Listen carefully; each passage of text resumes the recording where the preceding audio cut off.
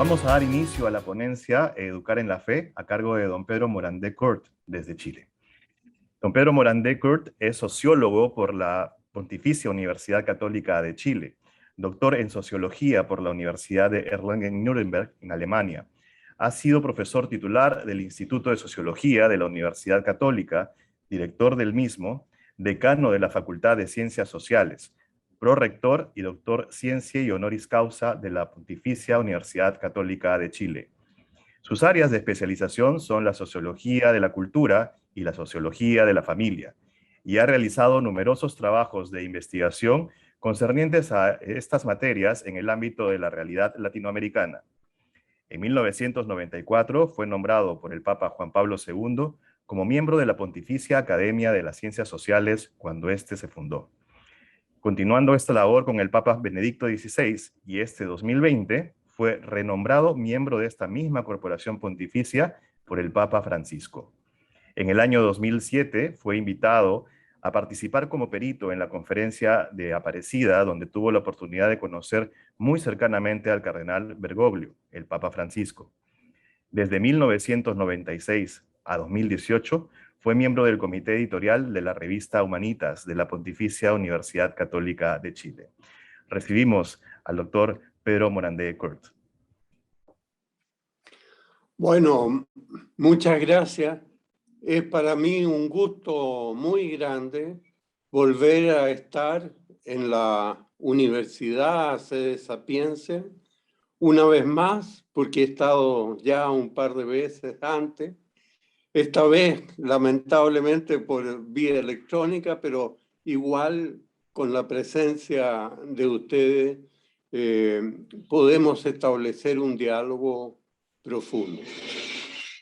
El tema que se me ha solicitado es el tema de la educación en la fe, dentro del marco de este simposio sobre la educación y el Pacto Global de Educación. Entonces yo voy a hacer primero una exposición de algunos aspectos centrales que me parecen de la relación entre la razón y la fe y la educación.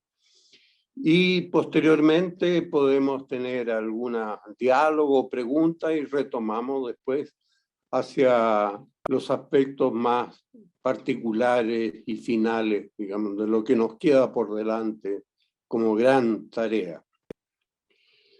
Bueno, lo primero, la dinámica entre la razón y la fe. En su célebre carta a la diócesis de Roma sobre la emergencia educativa, el Papa Benedicto destacó un hecho singular, que está en la base del problema que nos ocupa. Dice él, con cada nueva generación, la educación comienza de nuevo, porque nuevas son las circunstancias sociales, pero sobre todo porque nueva es la libertad de las personas que buscan el sentido de la vida, que desean conquistar para sí mismos. No ocurre esto ciertamente solo en el ámbito de la educación. Como gustaba decir a Hannah Arendt, con cada nuevo nacimiento se renueva la sociedad como un todo, en cada ámbito de su funcionamiento. Pero como destaca el Papa Benedicto, con la educación se renueva la esperanza en la que ha sido salvado cada ser humano, invitando a su libertad a seguir el camino de la beatitud. Esto es, del bien, de la verdad y de la belleza que realiza el ser humano en plenitud. Como la vida y la educación comienzan siempre de nuevo, la fe necesita también educarse. Es cierto que la fe de la Iglesia en Cristo muerto y resucitado es la misma desde la época apostólica, pero no es automática su transmisión a través de la liturgia, ni de las Sagradas Escrituras, ni la vida de los grandes santos del pasado, ni el magisterio apostólico, se conocen y se aprenden de forma mecánica o automática. Para que esta transmisión se produzca, se requieren personas que vivan con gozo la novedad evangélica y la hagan contemporánea a todas las personas que encuentran y a las que se donan. La fe no logra comprenderse sin alguien que la done como aquel tesoro más valioso que guarda en su existencia y que comunica con su propia vida. La conciencia debe experimentar a Cristo viviente como la presencia del misterio de Dios en el aquí y ahora de la vida humana. Se trata de la dinámica de la encarnación, con la que Dios regala el don de sí mismo y espera que quienes lo reciban hagan otro tanto con su semejante. Como nos dice el propio Cristo, nadie tiene un amor más grande que el que da su vida por sus amigos. Por ello, la encarnación cruza la vida entera de una persona, desde su nacimiento hasta la muerte. Y así, aunque la fe se reciba en un momento preciso de la existencia, como dan testimonio los conversos, por ejemplo, ella necesita renovarse y profundizarse constantemente para que el creyente pueda hacer la carne de su carne y ofrecerla a los otros como pan partido para la vida del mundo. Pero no es solo la fe la que necesita educarse, sino que también la educación busca en la fe viva de la comunidad creyente encontrar el acceso al sentido de la realidad en el conjunto de todos sus factores. Como señalaba don Luigi Giussani reiteradamente, la educación es la introducción de la persona en la realidad total.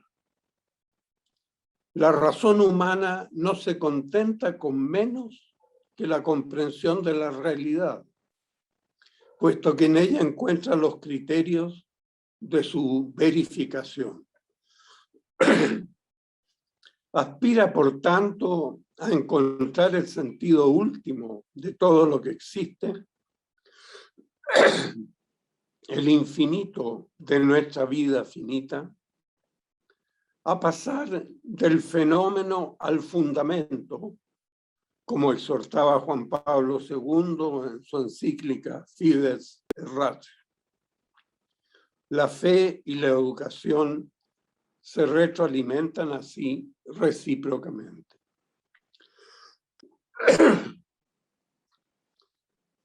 ¿Qué dificultades encontramos hoy día en la transmisión de la fe? Son muy variadas, y ciertamente no podría referirme a todas ellas. Me veo obligada a seleccionar las que son más relevantes. Quisiera mencionar en primer lugar la progresiva deserción de los bautizados de su pertenencia efectiva a la comunión eclesial. Y lo que parece aún más grave, la renuncia consciente y libre de los padres a transmitirle la fe a sus hijos, con el argumento de que ellos decidirían libremente cuando sean adultos. Fue el tema del encuentro mundial del Papa con las familias el año 2006 en Valencia. Y fue también una de las preocupaciones prioritarias de la Conferencia Episcopal Latinoamericana de Aparecida.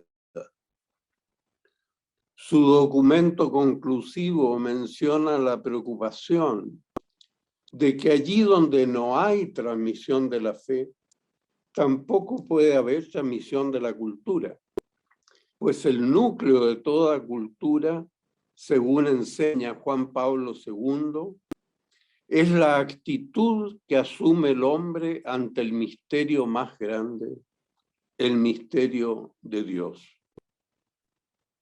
Yo esta frase de Juan Pablo II, del número 24 de Centésimos Annus, se la recomendaría grabarla en el corazón. El misterio más grande, el misterio de Dios, es el núcleo de la cultura. La deserción en la transmisión de la fe hunde su raíz en la pérdida del sentido de la gratuidad de la vida entregada al ser humano como un don de su creador. Pareciera que la economía, con su ahorro de recursos para el futuro, que el conocimiento científico, con su promesa de hacer crecer constantemente el conocimiento sobre la naturaleza y sobre la biología humana, y la potencia de los medios tecnológicos actualmente disponibles que modifican la vida cotidiana con mayor información y movilidad, se hubiesen confabulado para convertir la gratuidad en una idea puramente romántica, que ya no puede producir el asombro de la conciencia personal enfrentada a su fragilidad y a su condición finita. Prolifera la ilusión, en cambio, de tener un futuro comprado y asegurado, incrementando aún más la diferenciación social entre quienes tienen recursos y quienes no lo tienen. Y el principal recurso es la misma educación.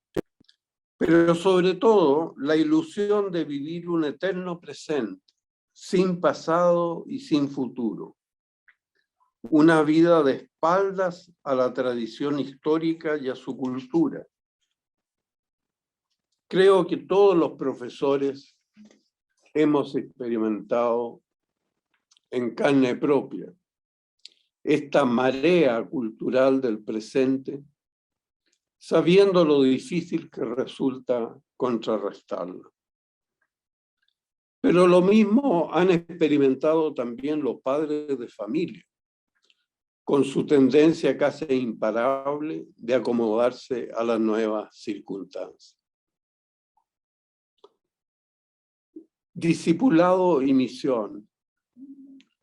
La urgencia de esta gran preocupación cultural y educativa condujo a la ya mencionada conferencia de Aparecida a destacar la vinculación indisoluble en el cristianismo entre el discipulado y la misión.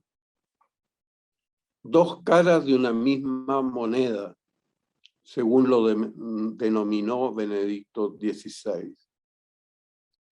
En efecto, la fecundidad de la misión depende en gran medida de la profundización del discipulado, puesto que el contexto cultural afecta a la conciencia de los criterios con los que se responden las preguntas de la realidad y con ello el discipulado. Con su acostumbrada franqueza, el Papa Benedicto planteó en su discurso inaugural de Aparecida que debemos preguntarnos: ¿cuán real es nuestra fe? Si aceptamos que es Dios mismo el fundamento de todo lo real, o lo ponemos entre paréntesis, como si Dios no existiese, según la recomendación de los filósofos de la Ilustración. Cuando se habla de discipulado misionero, no se trata en consecuencia de que la Iglesia o las instituciones católicas de educación lleven a cabo una gran campaña apologética a favor del cristianismo, sino más bien de que la Iglesia se ponga interna y externamente en estado permanente de misión, puesto que la comunidad eclesial nace del gozo con que experimente ella misma el don de la fe que ha recibido y el testimonio que de ella ofrezca a otros. El mismo Papa profundizó por esos mismos años que aparecía en el tema de la misión de la Iglesia, leía esta vez en clave de la esperanza que salva, lo que no significa realizar una campaña particular, sino vivificar la fe en el don divino de la esperanza cristiana. Al analizar el entorno social de la experiencia humana en nuestro tiempo, merece destacarse por su importancia, entre tantos otros factores, el papel creciente que desempeñan los medios y tecnologías de comunicación de masas, radio, televisión abierta, televisión por cable, internet, teléfonos celulares, en la determinación de qué es lo real para la población, incluida la hipótesis de operar como si Dios no existiese. Las encuestas relativas a la credibilidad y prestigio de las instituciones otorgan a los medios de comunicación una credibilidad muy alta, precisamente porque la población los reconoce como las ventanas a través de los cuales comparece la realidad cotidiana y encuentra en ellos su principio de intelección. Estos medios han cambiado y están cambiando hábitos y conductas tradicionales de los latinoamericanos, tanto en el espacio público como en el privado, alterando también las prioridades y los valores de la población. Este cambio ha operado de manera muy significativa y a la vez de un modo más rápido y profundo que lo que tradicionalmente realizaba la escuela.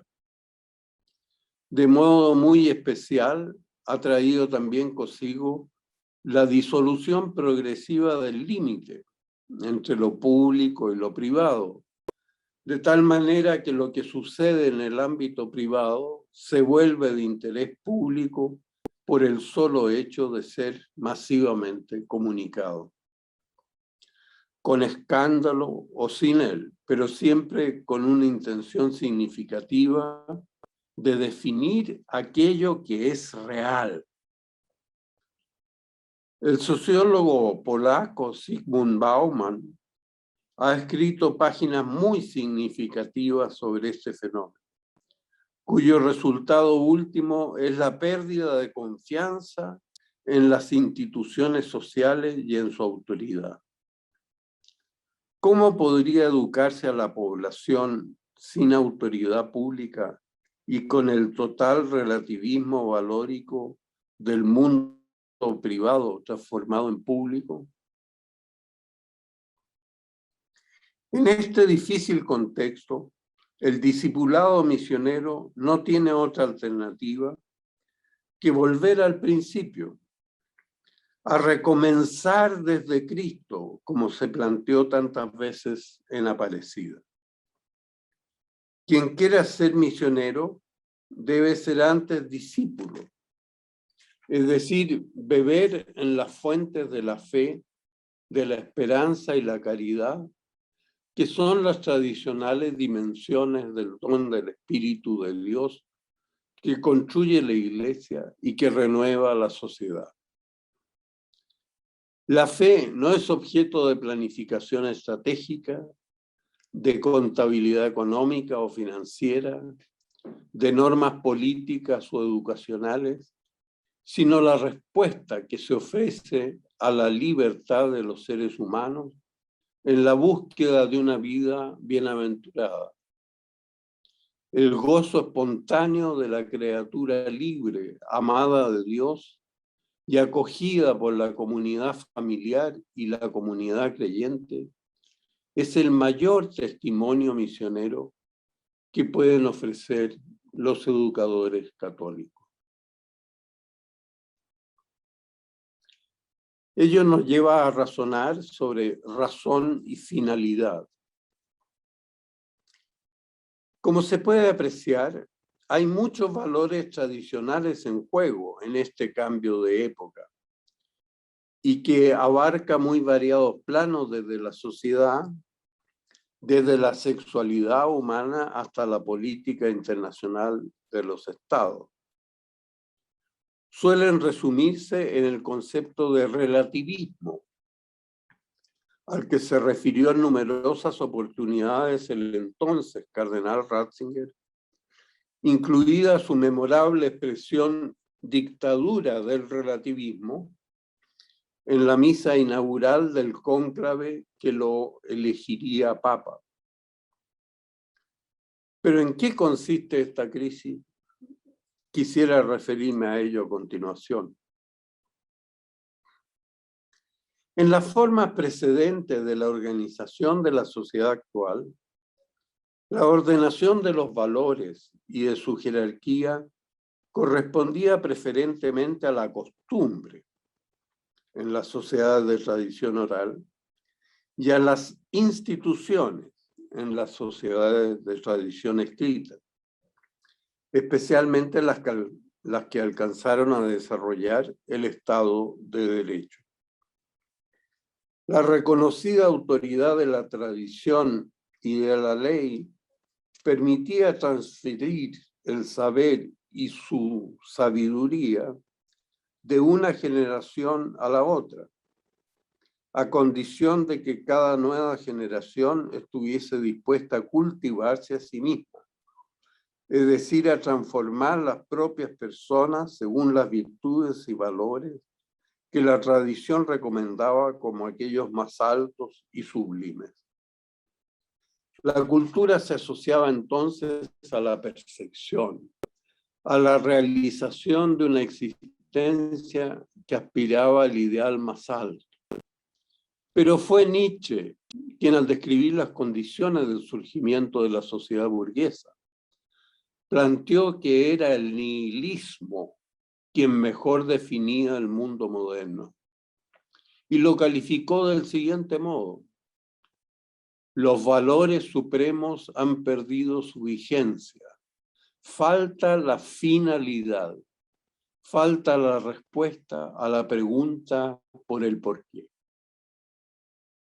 Tales valores supremos, pensaba él, eran la unidad, la verdad, el bien y la belleza, tal como habían sido pensados hasta entonces desde la antigüedad clásica. Por ello, esta crisis de los valores que se extiende hasta el presente es una crisis del pensamiento metafísico y no solamente una crisis de la conducta cotidiana, aunque se refleje también en ella. Se puede hablar de una crisis radical de los valores, puesto que sin finalidad se pierde totalmente el sentido de lo razonable. Los valores quedan a la deriva, sin saber qué es lo que tienen que valorar, ni en qué autoridad podrían apoyarse para lograrlo. La finalidad pertenece esencialmente a la razón, a su búsqueda del sentido de la verdad. Por ello, todos los pontífices después del Vaticano II han insistido en su magisterio, particularmente Benedicto XVI en su encíclica Caritas in Veritate, en el valor insustituible de la verdad y en su vinculación con la dinámica de la razón.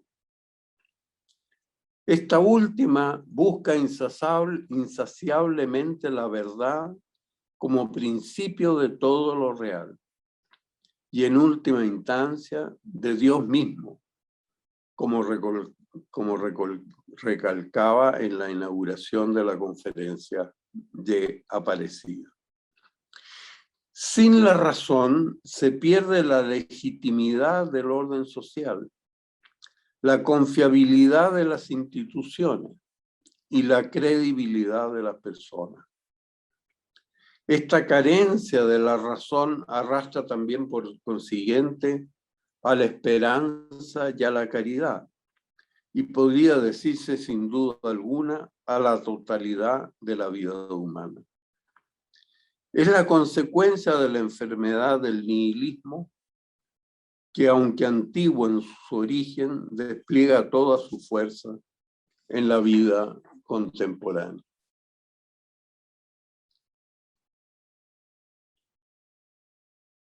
La organización funcional de la sociedad. ¿Cómo es posible que se generalice a toda la sociedad un fenómeno que podría ser primariamente reducido a los límites de la conciencia individual? Para responder adecuadamente, hay que mirar el contexto de nuestra época. Podría caracterizarse como el contexto de una creciente organización funcional de la sociedad, que es uno de los rasgos evolutivos más potentes en la actualidad. Algunos han preferido darle el nombre de despersonalización de la vida social, como también de masificación o de alienación. La esencia de la organización funcional es que la sociedad no se estructura ya más por acciones, lo que involucra siempre personas, sujetos o actores sociales, sino por comunicaciones, que pueden ser tanto de humanos como de máquinas robotizadas, donde lo que cuenta no es la finalidad del comportamiento, sino los códigos mediante los cuales cristaliza la comunicación en las variadas y especializadas estructuras de información social. No importa saber quién y qué se comunica, sino cuáles son los procedimientos a la mano para generalizar la información sobre las alternativas disponibles de pensamiento, de decisión y de acción que pudiesen ofrecer resultados exitosos. La gran ventaja que ha representado esta organización de la sociedad es que ha podido considerar, en virtud de los medios de comunicación de masa, los efectos de las expectativas de comportamiento aún antes de que se den origen a las acciones que proponen, como sucede a diario, por ejemplo, en el mercado financiero y en la bolsa de valores, lo que ha tenido como resultado una aceleración de los cambios sociales sin precedentes en el pasado, puesto que se transa en el presente lo que se supone acontecerá en el futuro.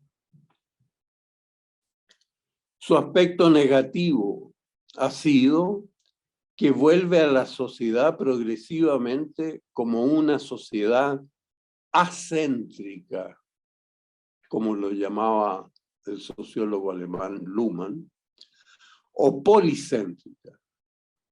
Es decir, que no tiene un centro desde el cual trazar un eje estructurante del conjunto social.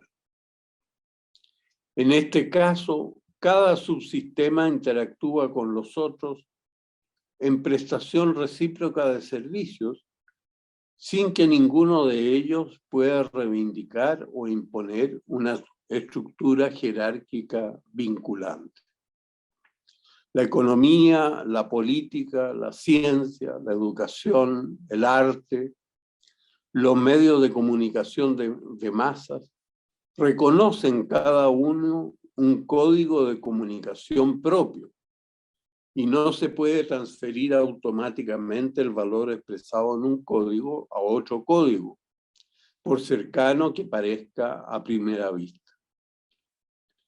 Para la economía, los valores se expresan en precios, y aquello que no alcanza un precio, como por ejemplo lo que solemos llamar gratuidad, no tiene valor económico. A la vez, ¿cómo podría expresarse en precios una elección democrática, un descubrimiento científico, un triunfo deportivo, una obra de arte o una decisión de conciencia? Si se mira el conjunto de la sociedad así estructurada, lo que resulta es una realidad policonceptual cuyo único valor común en todos los códigos funcionales es la eficacia. Aquello que resulta o que funciona es lo que se tiene por más valioso. Con ello se ha perdido espacio para la visión de la fe, del sentido total de la realidad, lo que el Papa Francisco llama ecología integral, para referirse al conjunto, ¿no es cierto?, de los valores que constituyen lo real. Bueno, yo quisiera que en este punto hiciéramos una pequeña pausa por si hubiese alguna, para que descansaran por de pronto, pero también por si hubiese alguna pregunta y después retomamos el final de la conferencia. Bien, muchas gracias, doctor Pedro Morandé, por este primer bloque. Yo quisiera invitar al decano de la Facultad de Ingeniería Agraria, el ingeniero Juan Ignacio Pastén, para que pueda dirigir este momento. Si es que hay una pregunta, por favor puedan hacerla llegar por los chats tanto del Zoom como de nuestras redes sociales para poder darle fluidez a este momento. Decano. Ok, buenas. Don Pedro, bueno, la primera pregunta un poco nace de lo personal, teniendo presente como cuando usted hablaba desde el inicio el rol del educador. Nosotros como institución que estamos presentes en distintos lugares del Perú, como costa, sierra, selva amazónica, como usted bien conoce también por los amigos que tenía acá, y esta mega diversidad. Nosotros como docentes a veces viene una pregunta, es decir, ¿cómo en la práctica, considerando también todos los hechos que usted comentaba, incluso cómo incluso los padres de una u otra forma pueden haber abandonado la comunicación de la fe a sus hijos? ¿Cuál es el rol protagónico nuestro, que si bien se intuye, pero que en la práctica, considerando esta mega diversidad, estos alumnos que incluso nos están viendo ahora de distintos lugares del Perú, cómo poder generar este espacio de relación que ayude a este diálogo entre la fe y la razón para poder educar en la fe?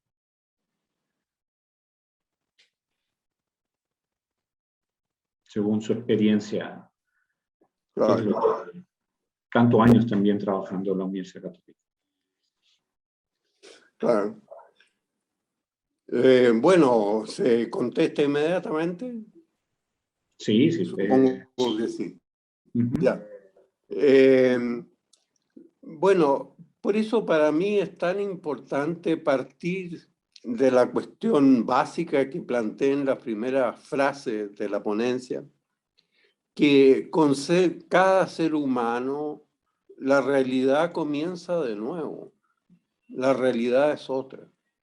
Lo es desde el punto de vista generacional, pero lo es desde el punto de vista de las culturas, por ejemplo, de la variedad de culturas con las cuales estamos enfrentados, de la diversidad de comunicaciones que se van a producir a lo largo de la vida de cada uno.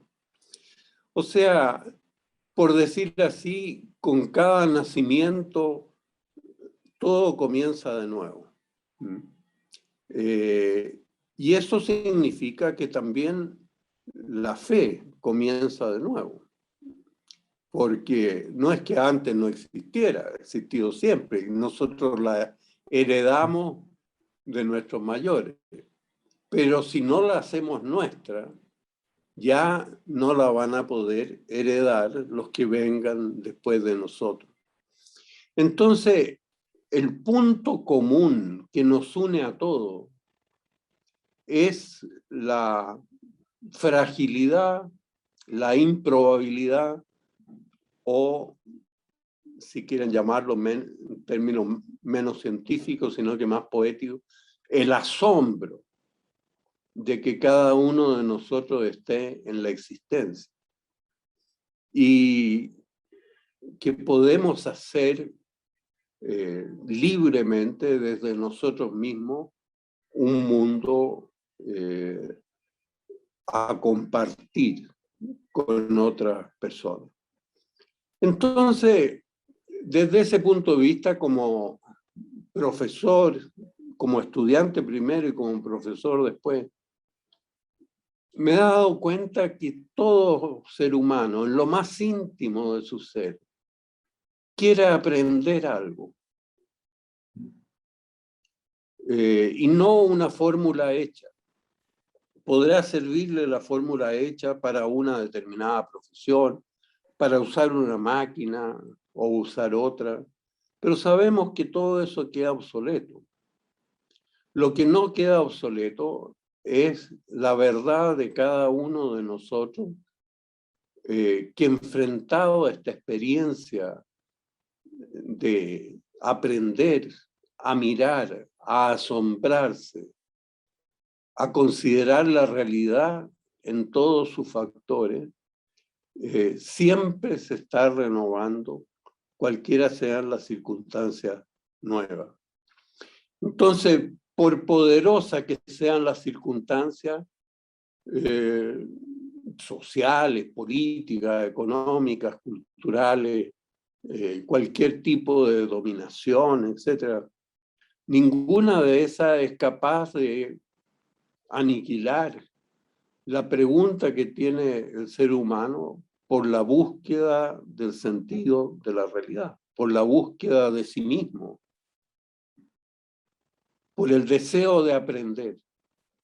Entonces, el deseo de aprender está en la base, creo yo, de los estudiantes, pero también de los profesores, porque ¿quién de nosotros como docente se ha atrevido a enseñar algo sabiendo que o creyendo que lo sabe todo, cuando en realidad exponiendo una materia se da cuenta lo poco que sabe de ella y lo tanto más que necesita investigar para llegar a una conclusión razonable?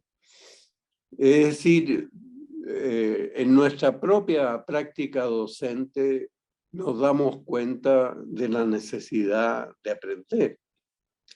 O sea, yo siempre adhería a la tesis de que nadie puede enseñar si no está dispuesto a aprender. Y eso que vale para los docentes, vale también para los estudiantes y para todos los seres humanos, desde sus específicas circunstancias. No significa ser, no es obligatorio ser un filósofo, digamos, para darse cuenta de eso. Lo vemos cotidianamente en el día a día del trabajo, de la movilización, de la comida. Todos necesitamos aprender para proyectar en nuestra realidad a un horizonte más amplio.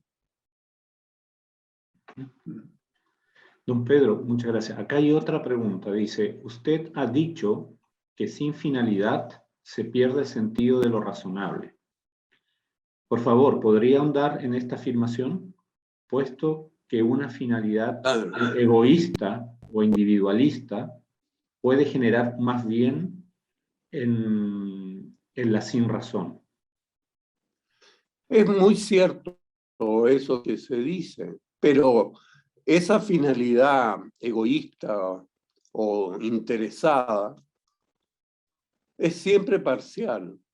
Siempre hay una finalidad posterior. Incluso uno se lo explica en aquellos que obsesivamente quieren, por ejemplo, acumular riqueza o nada les satisface. Siempre quieren algo más. ¿Qué persona que ejerce el poder no quiere usar algo más o buscar algo más de poder, algo más desde el punto de vista económico o algo más desde el punto de vista estético, del gozo?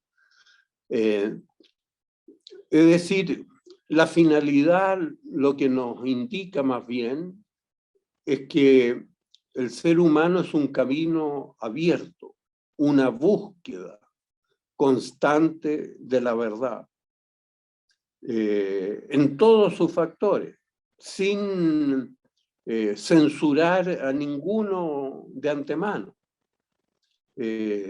Cualquiera sea lo que tengamos entre manos, siempre buscamos ese algo más que nos pone en el horizonte de la finalidad.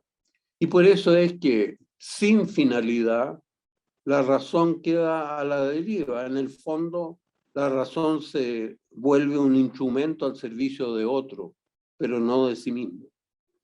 El que busca la razón para sí mismo es porque la propia razón es capaz de descubrirle la finalidad de su existencia. Gracias, don Pedro. Acá dice otra pregunta, dice, según lo mencionado, de dicha afirmación que los padres renuncian a transmitir la fe a los niños, ¿por qué cree usted que esa acción no sería satisfactoria para vivir de acuerdo a la ley divina? Si bien se sabe que los niños no tienen la capacidad de comprender lo que hacen, y ellos solo empiezan a tener conciencia religiosa cuando uno va educándose. ¿De qué sirve bautizarlos en la fe desde bebés si se pierden en el mundo? Bueno, justamente la pregunta plantea el dilema en el cual estamos, el dilema de las nuevas generaciones en relación a la fe. El punto para un padre es si acaso la fe que tiene es lo más valioso que tiene para donar o no.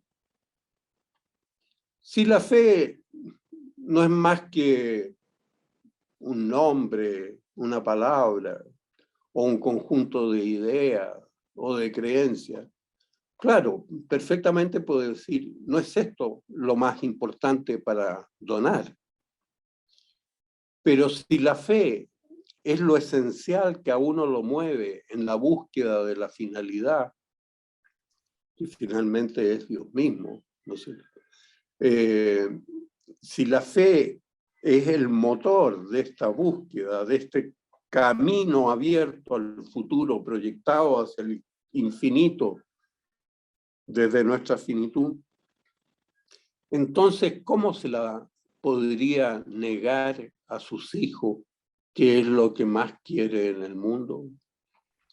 Si alguien los ha querido para darles vida, esa vida incluye la finalidad de la vida, o sea, incluye la fe.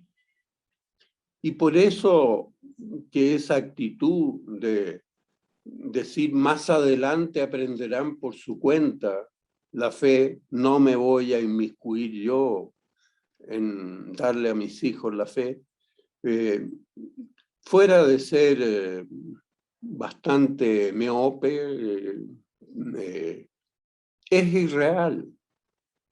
Porque en el fondo, el que dice que no le transmite la fe, aunque respeta la fe del hijo, lo que le está diciendo de verdad es que la fe que él tiene no es un don, no es lo más valioso para ser transmitido, que hay muchas otras cosas más valiosas.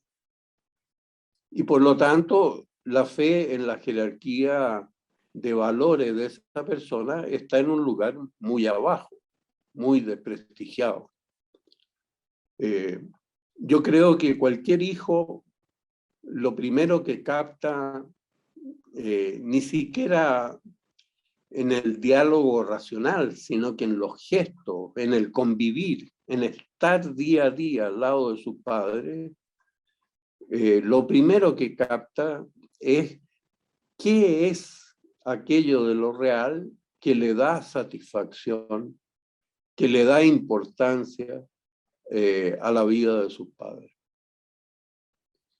Y claro, si la fe no le da esa importancia, entonces vana resulta la transmisión de algo que no tiene raigambre en la realidad.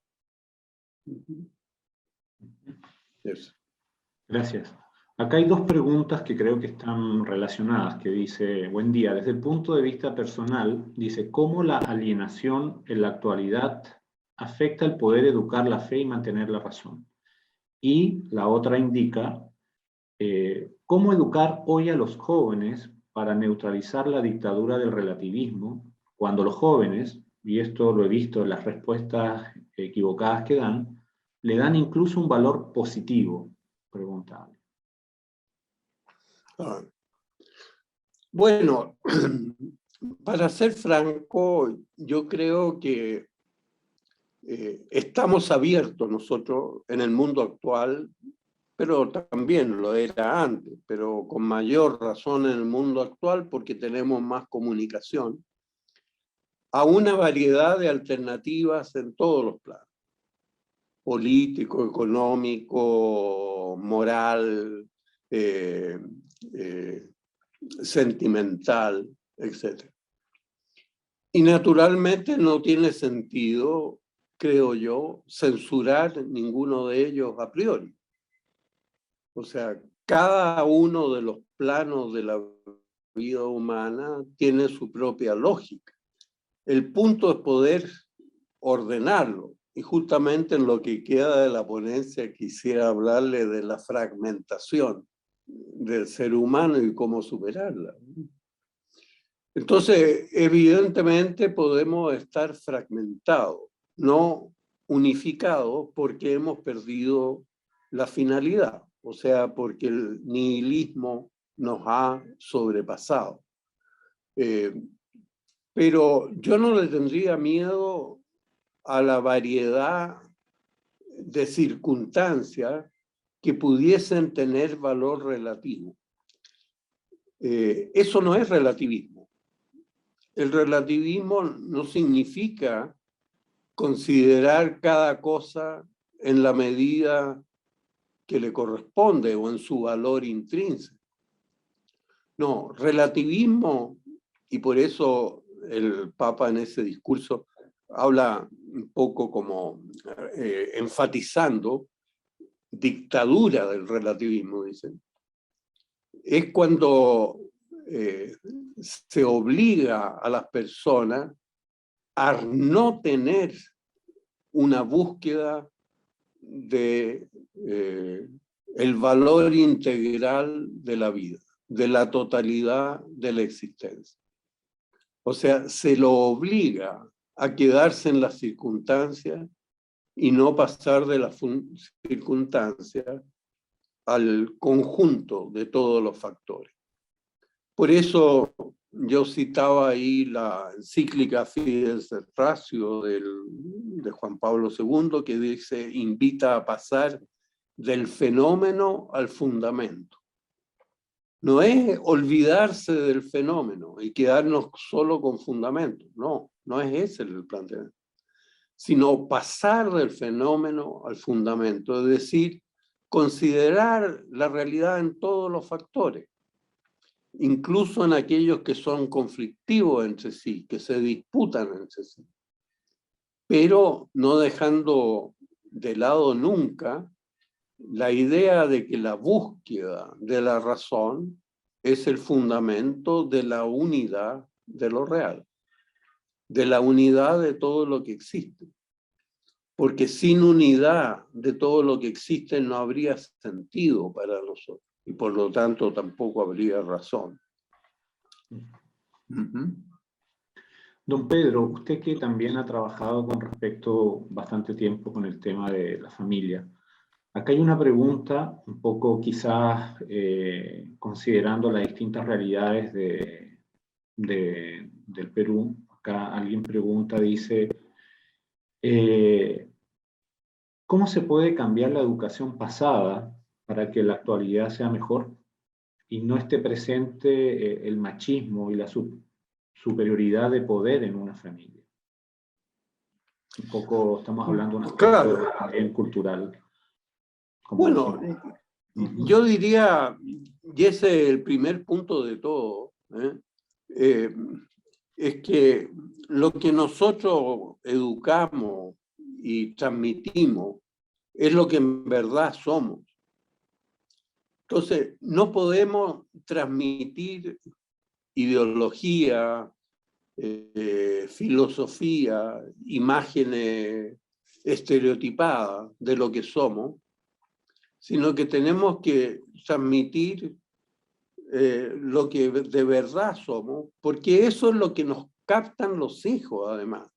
Y lo captan no cuando ya son grandes y tienen uso de razón y razonamiento, lo captan desde los primeros años, desde el modo de hablar, desde el modo de caminar, desde el modo de comer, desde el modo de comportarse. O sea, captan la realidad de las cosas según los padres se la hacen ver. Entonces, no tiene sentido que los padres presenten una realidad que no viven. Y yo creo que gran parte de los conflictos de la familia tiene que ver con eso. Que los padres ponen, por ejemplo, normas, reglas o exigencias que ellos mismos en su vida han dado prueba fehaciente ante los hijos, que no las cumplen ni las viven, ni les importa en algunos casos. Entonces, yo creo que la cuestión fundamental es que los padres en la familia se interroguen de qué es lo que ellos le entregan a los hijos. De verdad le entregan a los hijos. No el discurso. No están delante del hijo como delante un locutor, delante de la audiencia, sino que están de cara a alguien que incluso inconscientemente capta los signos de la presencia de los padres. Entonces, si educáramos de acuerdo a nuestra propia presencia, a lo que somos, los hijos tendrían una visión mucho más realista y adecuada de lo real también para sí mismos. Y desde ese punto de vista podrían tomar con mayor libertad sus distintas opciones. No sé si valdrá la pena continuar ahora hasta el final y después seguimos con las preguntas. Perfecto, sí. Así damos tiempo porque, también para que las personas vayan. Continuamos. Claro. Ya. Y después hacemos otra ronda de preguntas para que las personas que quieran plantear más preguntas las van agregando inmediatamente al listado. Okay, perfecto.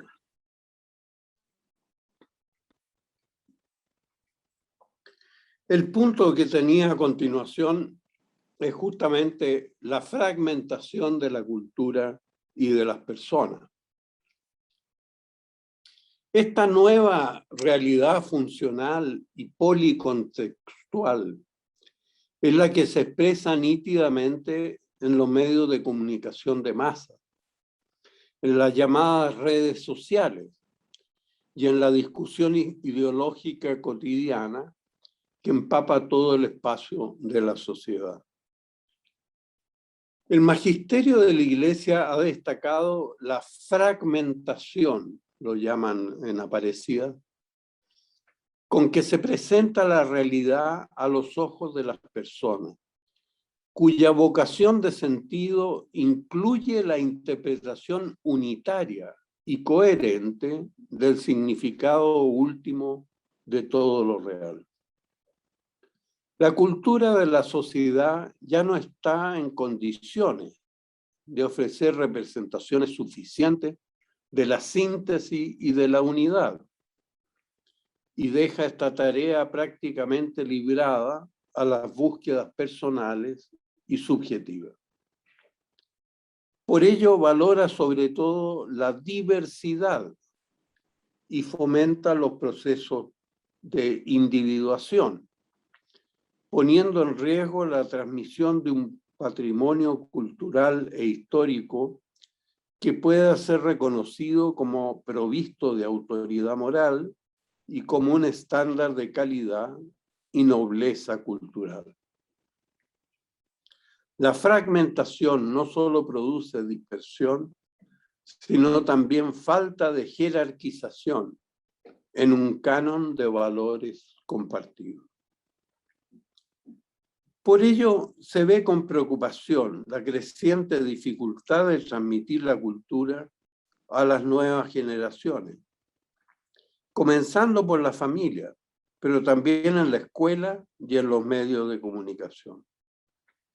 El fenómeno llega a afectar a la misma conciencia religiosa y a la transmisión de la fe en los ámbitos antes mencionados. Conciencia que por su propia naturaleza es llamada a dar valor unitario a todo lo real. Aunque la religiosidad popular, de modo especial en los países iberoamericanos, ha continuado siendo un precioso patrimonio, como una acción de unidad en la vida real de la sociedad y de las personas, y por lo tanto en la percepción de la fe. Pero decía que la religiosidad popular ha logrado mantener entre nosotros más o menos este sentido unitario y global de la existencia, aunque ahora compitiendo con prácticas esotéricas y sincretistas que ofrece el mercado.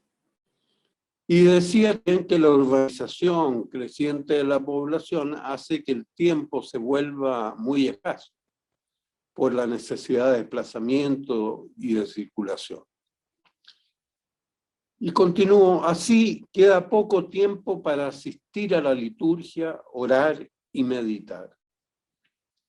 Se requiere, por tanto, un salto cualitativo en el desarrollo de la conciencia religiosa que concilie la dimensión racional de la realidad con su dimensión sapiencial.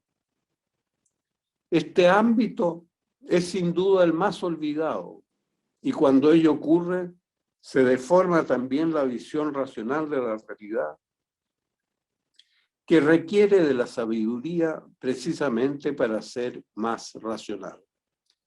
Una racionalidad sin sabiduría se vuelve un mero instrumento al servicio del poder de turno.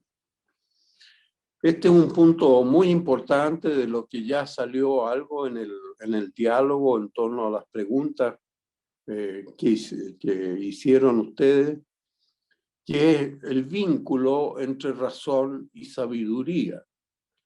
O sea, la sabiduría es la que pone siempre en el horizonte el sentido unitario y total. Bueno,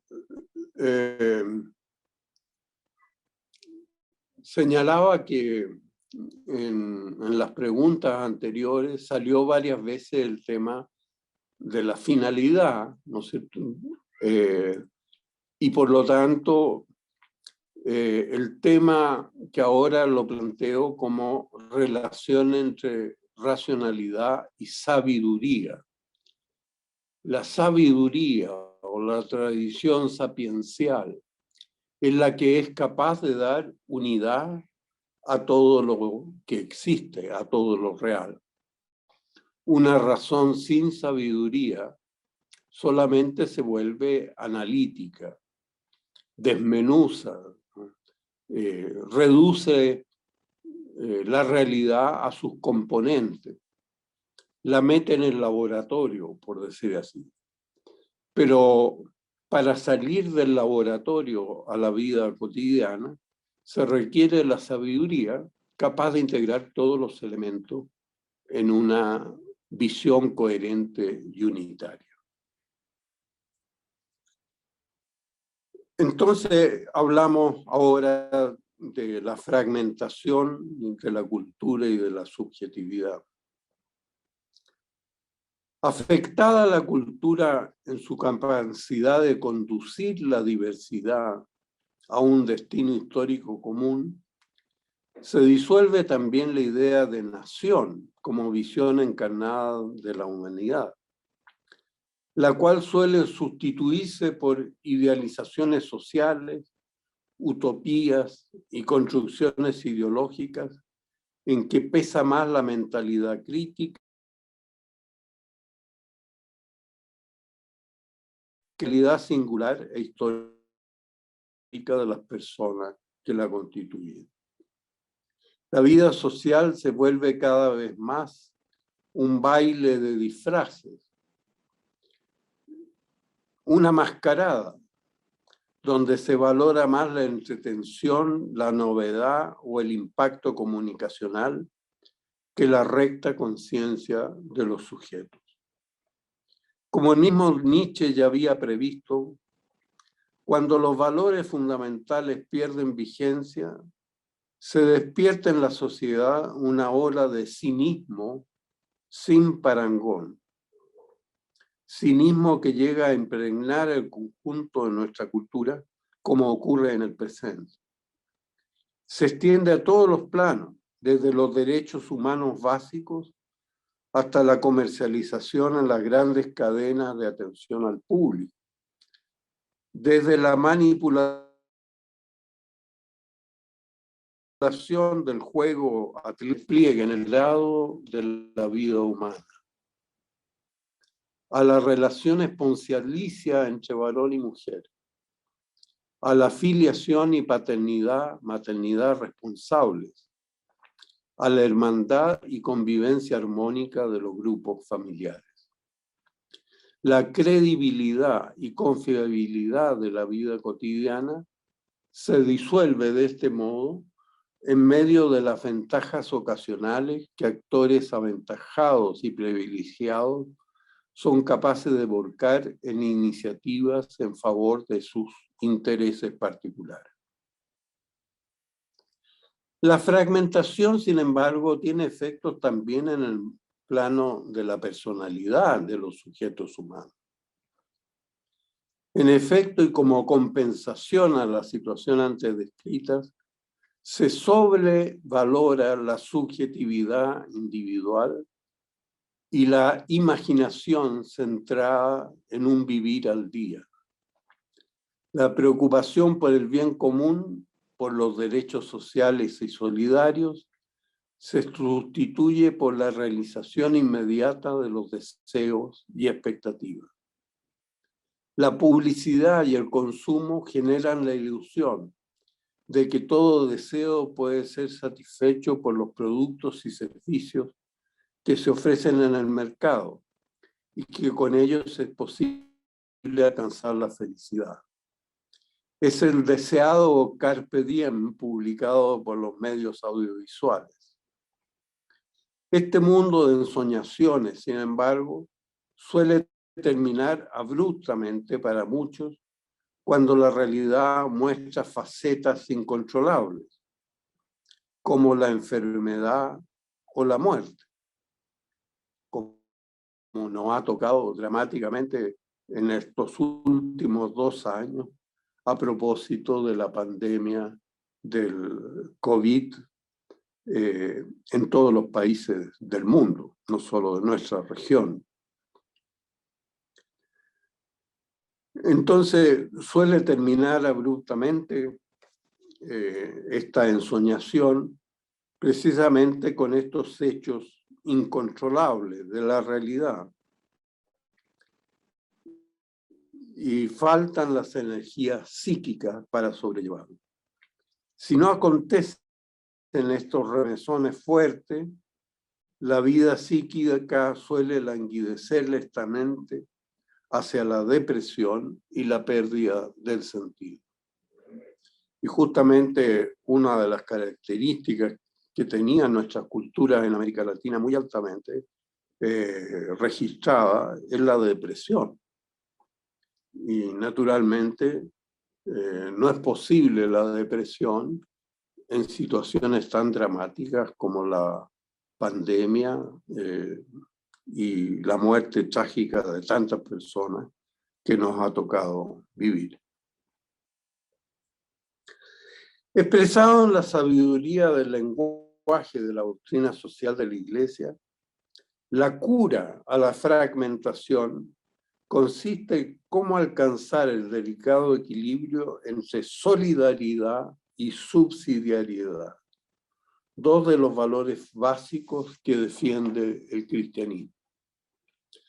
La solidaridad sin subsidiariedad, es decir, sin respeto a la autonomía y al protagonismo de la persona, conduce al paternalismo, a la sobreprotección de la juventud y a la prolongación de un estado de adolescencia más allá de la edad adulta. Uno de los rasgos más típicos de la juventud actual es el alargamiento de su dependencia a la casa materna, aunque nos gustaría tal vez decir paterna, al sistema educacional, particularmente el terciario, a los subsidios estatales de variado tipo, a la moda, al que dirán de los grupos de pares, al comportamiento de las mayorías. La subsidiariedad sin solidaridad produce por su parte el efecto contrario.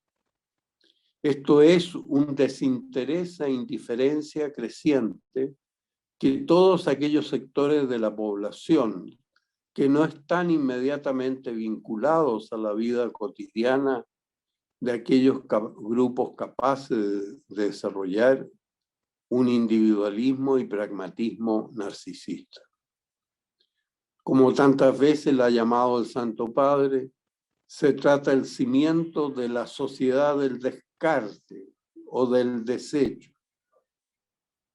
Paradojalmente, ella no se produce allí donde falta la solidaridad, sino más bien donde va separada de la subsidiariedad, donde se quita a las personas su libertad para esforzarse, emprender y ser artífices de su propio destino. Si falta la subsidiariedad, la solidaridad se transforma en una simulación, en un mal remedio de la caridad fraterna, colaborando a aumentar la injusticia entre las personas y las naciones.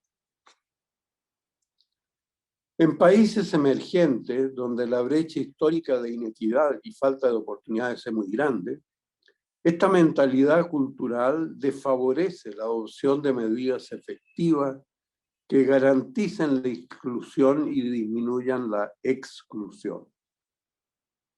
Aunque el orden jurídico institucional proclama y reconoce en prácticamente todos los países la inclusión universal y la no discriminación garantizadas por el orden constitucional, la exclusión se ha transformado de hecho en la variable empírica de ajuste en los procesos de desarrollo, lo que lleva a que muchos grupos de personas transiten oscilantemente de un grupo pobre a otro menos pobre, sin lograr echar raíces, en todo caso, entre los incluidos. El magisterio de la Iglesia ha valorado como dimensión positiva de estos rasgos de la sociedad que describimos la tendencia a la progresiva individuación, donde el valor que adquiere la conciencia y la experiencia individual, la búsqueda del sentido y de la trascendencia, como también el énfasis puesto en la vivencia personal y el testimonio. Este anhelo de encontrar razones para la existencia pone en movimiento el deseo de encontrarse con otro y de compartir lo vivido, aunque sea de modo parcial e incompleto. Es por ello que a pesar de la influencia de la cultura globalizada, subsiste el valor de la familia, de la solidaridad local, de la amistad en ámbitos cercanos y restringidos. Todo esto es muy valioso.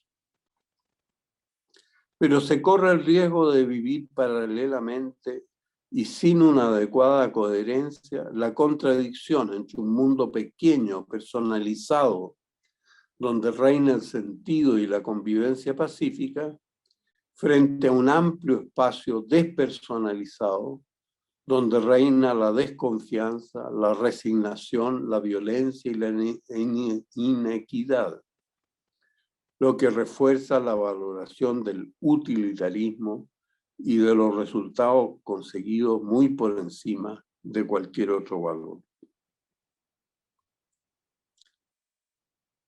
La cultura y la soberanía. Juan Pablo II, inspirado tal vez fuertemente por su propia experiencia de vida, fue muy insistente en su enseñanza de la que la cultura es el verdadero lugar de soberanía de los pueblos, de la personalización de la vida, del aprendizaje de una libertad que asume la responsabilidad no solo de cada uno consigo mismo, sino solidariamente también con todo el pueblo con que se comparte una misma historia y destino. También la llamó la subjetividad de la sociedad, que es la dimensión subjetiva de la subsidiariedad, es decir, aquella instancia donde se asume la condición de ser sujeto y protagonista del propio destino. Sin embargo, esta personalización de la vida no sería posible si las familias dejan de transmitir la tradición y los valores culturales heredados de los progenitores, de padres a hijos, especialmente en su núcleo más íntimo, que es la conciencia religiosa, la actitud ante el misterio más grande, como señalaba Juan Pablo II. Como ya hemos visto, el mundo moderno tiende a reducir lo real a funcional. Pero ¿es real solo lo eficiente, lo que tiene éxito, lo que satisface el deseo inmediato, lo que funciona? Como plantea el filósofo polaco Griegel, siguiendo el término acuñado por Angelo Scola, hace falta comprender la familia dentro de una antropología dramática, la llama Scola, donde se pone en juego la libertad que nace de la acogida y de la respuesta al don. Solo las personas son libres en su relación con el misterio más grande. Por ello son imputables, es decir, responsables ante sí mismas, ante los restantes miembros de la sociedad y muy especialmente ante quienes recibirán la vida en el futuro en virtud de su compromiso esponsalicio. Podría decirse entonces que desde la familia se forma un círculo virtuoso o por el contrario ruinoso entre personalización y libertad. La verdad íntima de cada persona es ser para el don, corresponder con su libertad a la gracia de la vida y de la conciencia moral recibida de Dios mismo, como también de parte de todos aquellos que participaron social y culturalmente en los grupos humanos que le dieron la posibilidad de pertenecer, de hacerse parte del tejido humano construido.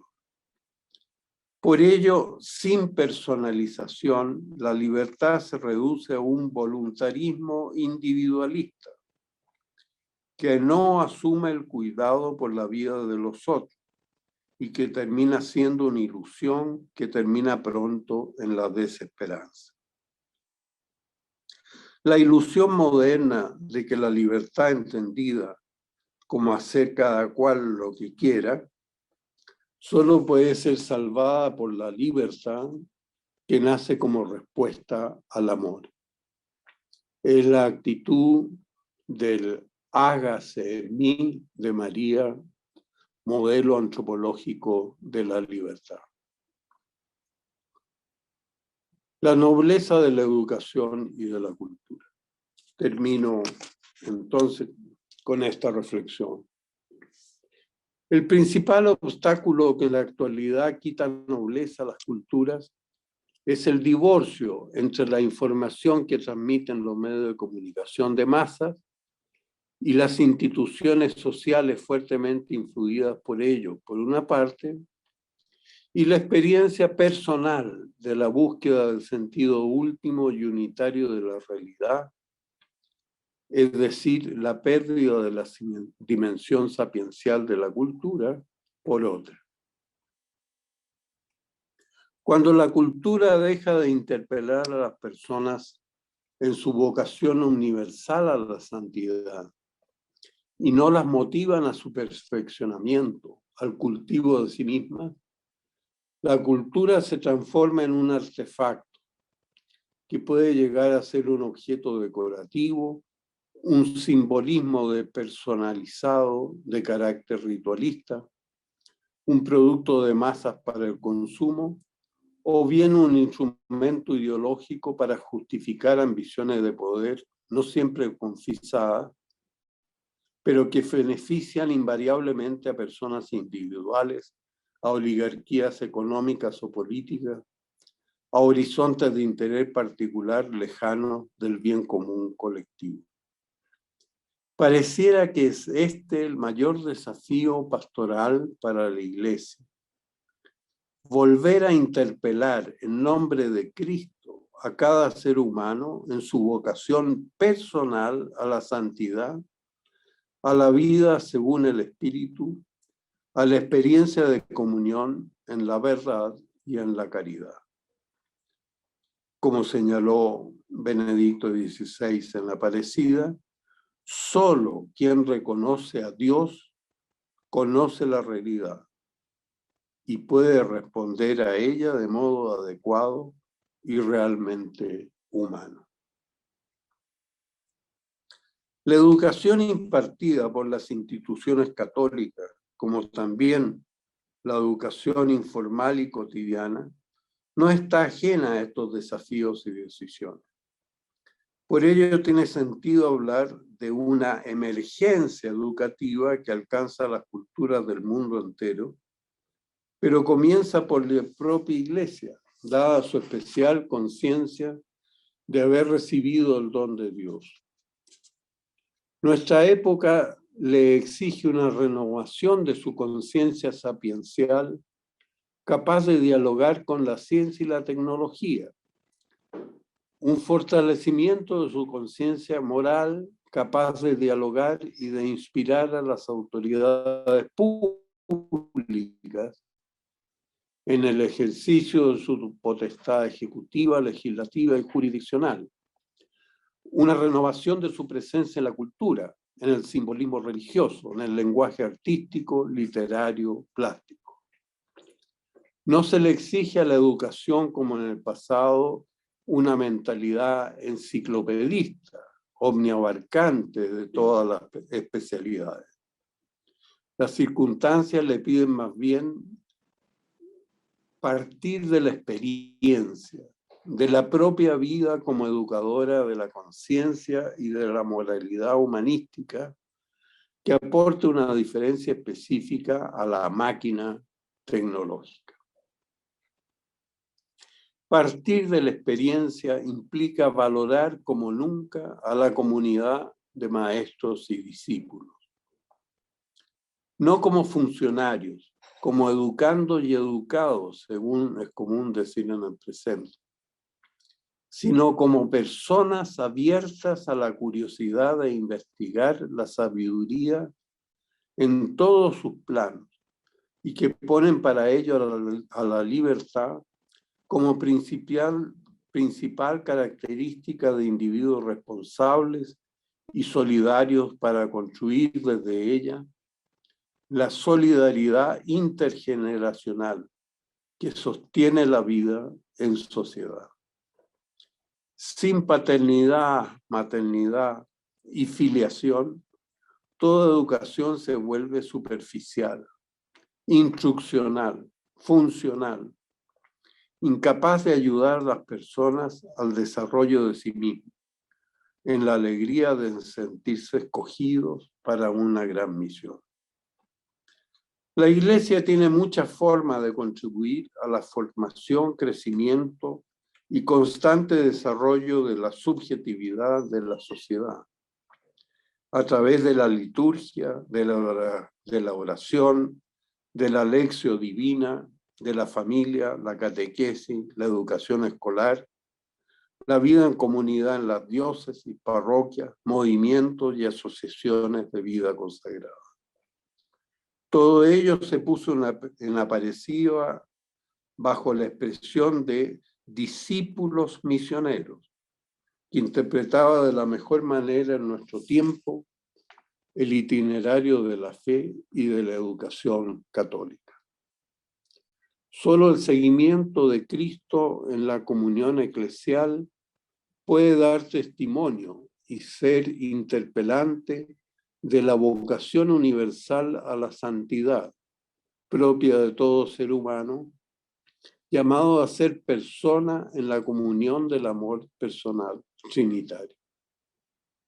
Creo que este recuerdo del discipulado misionero puede ser considerado como la mejor conclusión de todos los seminarios sobre educación católica que tienen en cuenta la emergencia educativa que vivimos en el camino hacia un pacto educativo global, como ha convocado el Papa Francisco. Muchas gracias. Eso era el término de mi ponencia.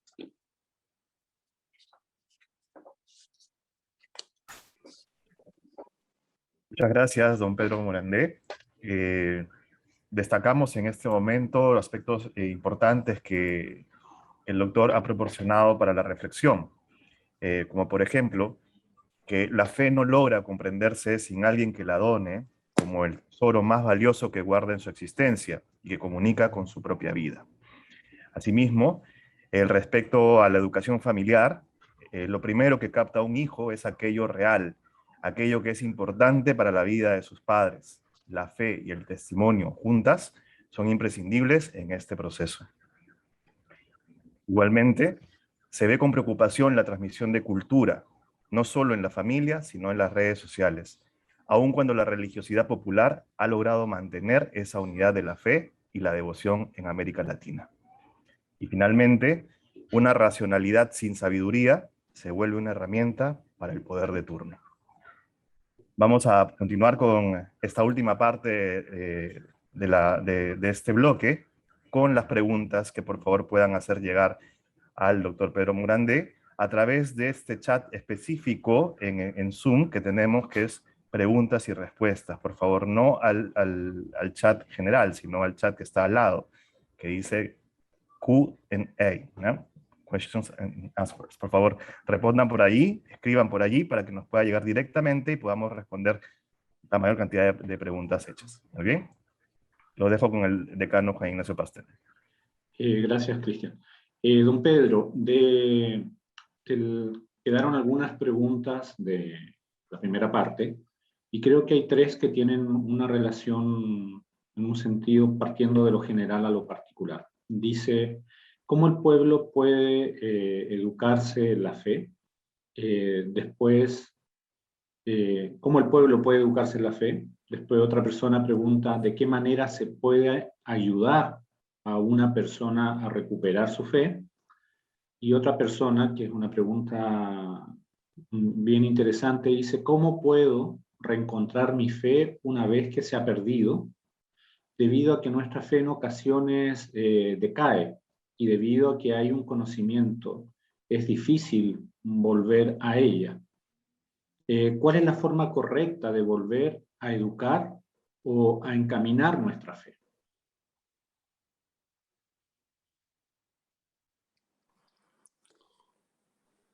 Bueno, yo quisiera contestar muy brevemente porque las preguntas son muy profundas y requerirían una larga meditación. Pero para mí el punto fundamental es el siguiente. La fe es un don de Dios. Como sabemos, la fe es una de las virtudes teologales, o sea, fe, esperanza y caridad, ¿no? O sea, que viene de lo alto. La fe no es un invento nuestro, sino que viene de lo alto y nosotros la recibimos como un don. Entonces, el punto fundamental es cuál es nuestra visión, nuestra imagen subjetiva y nuestra disposición subjetiva hacia el don. Si estamos dispuestos a aceptar los dones que recibimos. Si no estamos dispuestos y estamos encerrados, aunque Dios nos regale la fe a manos llenas, no la vamos a recibir. Entonces, recuperar la fe es recuperar la capacidad de aceptar el don de Dios. Y eso se da no solo en la fe como tal, sino como actitud, sino que también en los contenidos que la fe nos regala. O sea, todo aquello en que creemos y que nos ha sido transmitido por la fe. Entonces, yo quisiera siempre invitarlo a partir de lo más real de nuestra existencia. Y lo real de nuestra existencia es que no nos inventamos nosotros a nosotros mismos, sino que nos hemos ayudado a inventar o a construir o a autoconstruir recibiendo de otros, recibiendo de nuestros padres, recibiendo de nuestra lengua. La lengua es uno de los tesoros más grandes que tenemos. Recibiendo de nuestros maestros en la escuela, de todas las personas en el fondo que nos han mostrado un destello de sabiduría. Si nosotros somos capaces de entender que nuestra vida está hecha de la recepción de estos dones, podremos entender la fe también, no como un acto de convicción individual que cada cual decide a voluntad, sino la fe como la aceptación del don de Dios, de la presencia de Dios en nuestra existencia.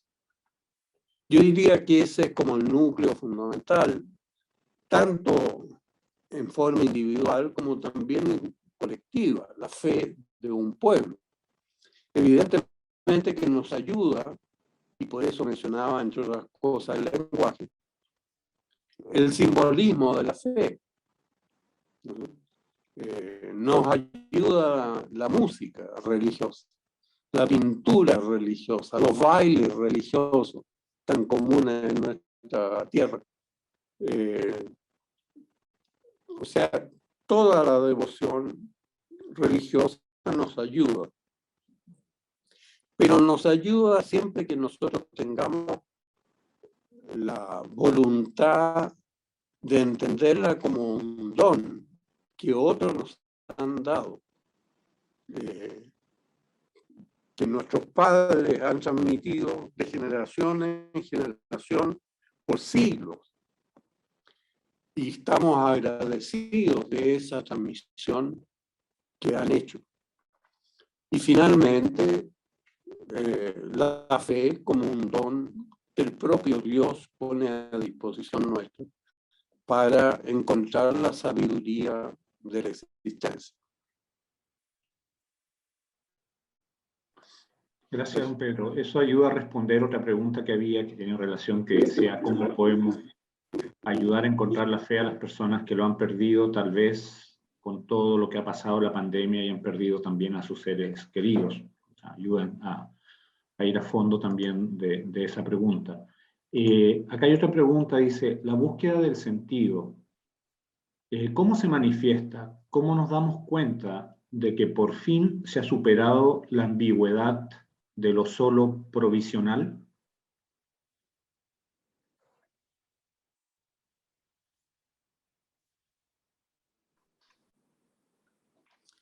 Bueno, yo diría que nosotros vivimos como seres humanos en el tiempo. Eso es inevitable. Somos entes temporales y por lo tanto nunca hemos tenido ni tendremos. Parece que Juan Ignacio está hablando también, lo veo en la imagen. No sé si está...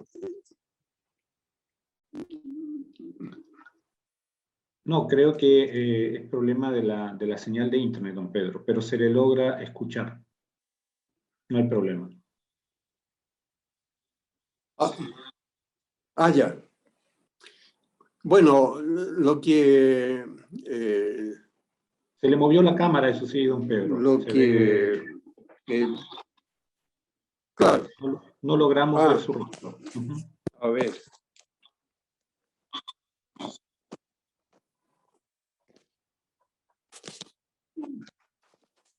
Qué curioso.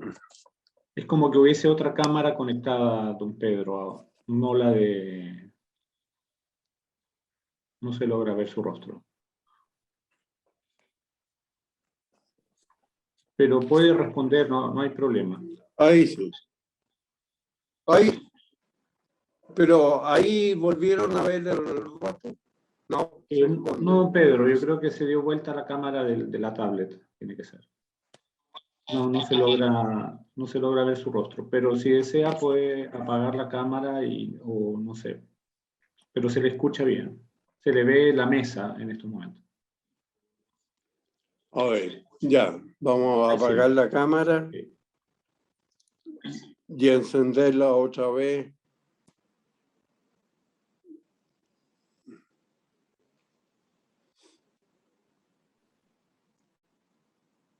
No, se sigue apreciando. Mejor mantenerla apagada y lo escuchamos, pero no sé qué habrá sucedido. Tiene que ser algo de su tablet, de la cámara de su tablet.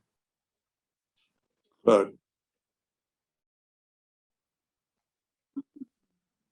En su tablet debe presionar donde está la cámara al revés. No lo sé qué habrá sucedido. Pero lo escuchamos, don Pedro. Le repito la pregunta. Dice...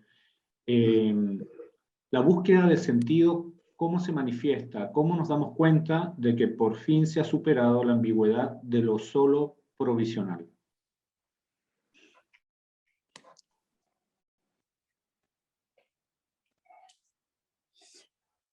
Bueno, yo había comenzado a responder diciendo que todo ser humano vive en el tiempo y por lo tanto no tenemos la capacidad de contemplar el sentido de una vez para siempre, sino que tenemos que ir construyéndolo sobre la base de lo que vemos momento a momento. Eso es parte del deseo de búsqueda que nosotros tenemos a través de nuestra inteligencia, y es que como no podemos ver todo de una sola vez, tenemos que ir construyéndolo paso a paso según las circunstancias y la experiencia cotidiana que nos toca vivir. Entonces, desde ese punto de vista, digamos, hay una fragmentación que es inevitable. Estaba tratando de... que no sé por qué, no sé si será... No sé si habrá conectado otra cámara. La cámara. No sé si habrá conectado usted otra cámara o... pero... No, es que yo la libero, pero no hay ninguna otra. Se ve su mesa y se ve un sobre, un papel blanco sobre la mesa. Creo que se ve. No es de parte... Claro. No es el servidor de ustedes el que me está bloqueando la cámara. No, creo que en todo caso van a revisar, pero... Pregunto. Sí. Vamos a revisar. Sí, porque a veces se bloquea no desde mi aparato, sino que desde el servidor. Porque a mí me sigue apareciendo todavía la imagen con que comenzamos, o sea, el póster original. Y esa es su imagen. Y no me permite... Esa es la imagen, ahí, Pedro. Esa es la imagen que se ve desde, claro, desde su laptop. Pero es que esa no es la imagen que...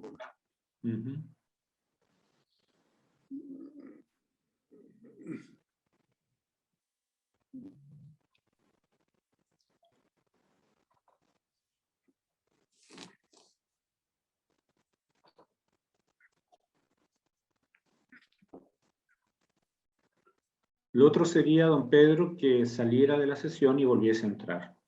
Total, nos quedan tiempo y nos quedan 2 preguntas más que se podrían hacer. Y voy a hacer. entrar con otro aparato. Y vuelva a entrar nuevamente a la sesión. Ya. Esperamos acá. Así lo hacemos. Sí. Así lo hacemos. Ya.